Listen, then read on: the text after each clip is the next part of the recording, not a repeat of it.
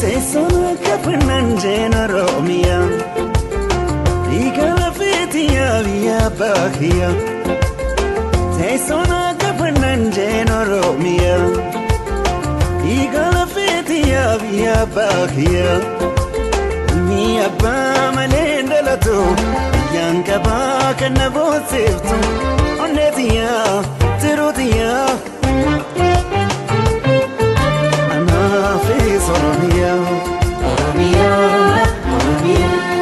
Oromiyaa Oromiyaa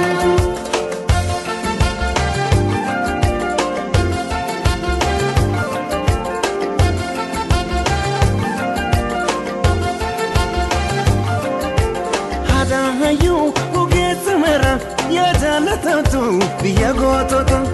eebbifamtu biyya biyyarra yaa Oromiyaa fakkii jannata